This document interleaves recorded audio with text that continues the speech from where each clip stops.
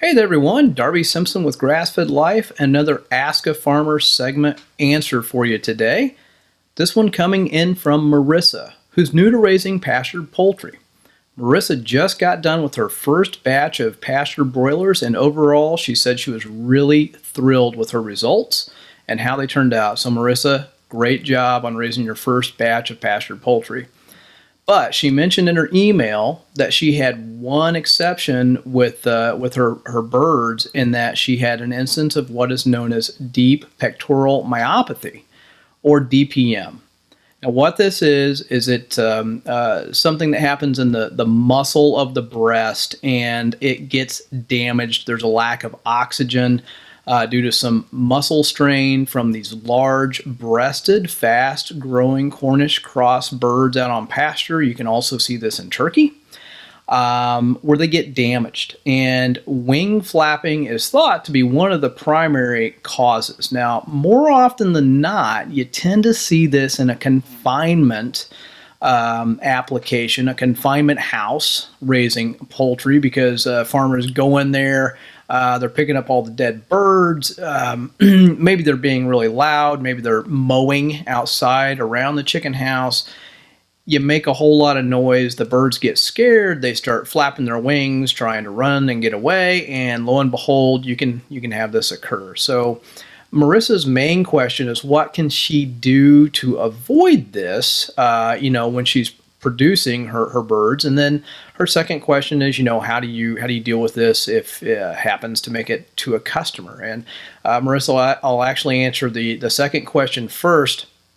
This is something, if you're doing this small scale, particularly if you're doing your own on-farm processing, that you look for yourself, or you ask your butcher to look for it. And if they happen to notice this in one of your chickens, simply have them pull that one out, dispose of the damaged breast, or if it's both breasts, I mean, that stinks. That's no fun, but you get rid of that.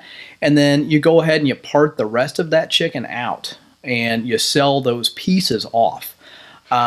You can then, package those up. We sell leg quarters and wings and chicken frames. We sell it all by the cut, as opposed to just selling whole chickens.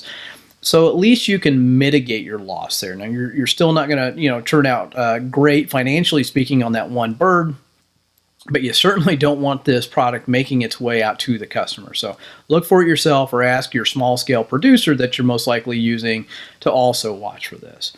In terms of management on pasture, the big thing is to manage the birds in a way where they don't freak out and flap their wings too hard. You got to be kind of even keeled around them, move them slowly, don't get frustrated, take your time when you're moving your tractors.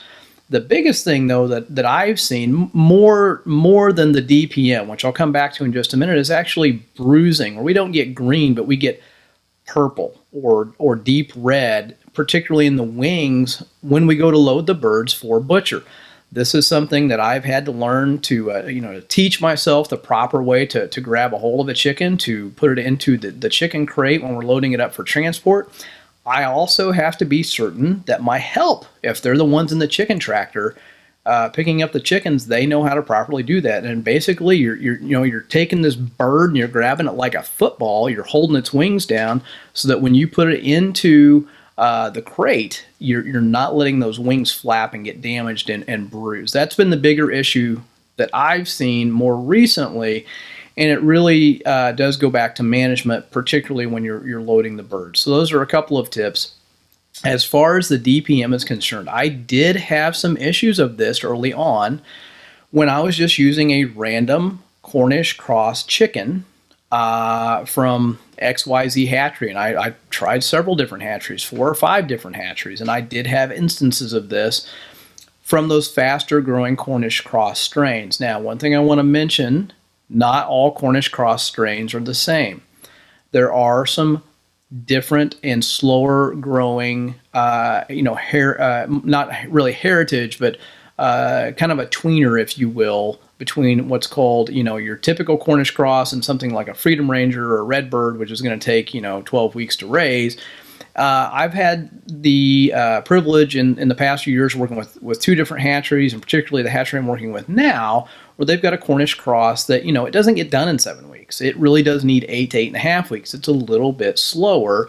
And I just haven't seen as many issues with DPM in these birds. And I think that's because they do grow a little bit slower. And most of these DPM issues are due to the rapid growth and the super big breast. Do we still get a large breast off these chickens? Yes. Do they grow fast? Yes. But they're growing about 12 to 15% slower than the quicker growing strains that are really meant for an indoor chicken house production. So currently I'm using Schlecht Hatchery out of Iowa, and I absolutely love them. Etta and crew are amazing. They do a great job.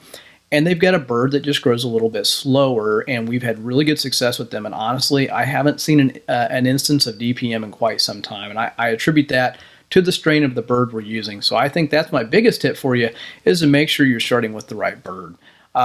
Move them gently as you can, load them properly when you're putting them into the crate, and hopefully you avoid damage to your chickens.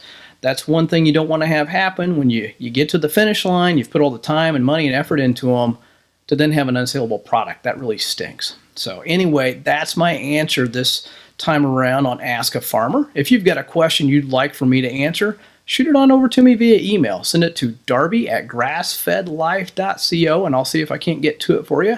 Throw it up here on the YouTube channel so that we can help you along in your farming ventures. If you want to learn more about me or about Grassfed Life, go out to the website, grassfedlife.co. There's over 100 podcast episodes out there you can look at. There are lots of free blog articles, free resources we have listed. And if you really want to learn more about pastured poultry, check out the link below to a free hour-long webinar I did where I demonstrate exactly how we can make up to $10,000 profit with pastured poultry on our farm. It's a great model that you can employ on your farm. It's a great way to make some extra money, or if you want to try and farm full-time, I think poultry is probably a part of the solution, so be sure and check out that free presentation. Keep those questions coming. Thanks, and I'll see you next time.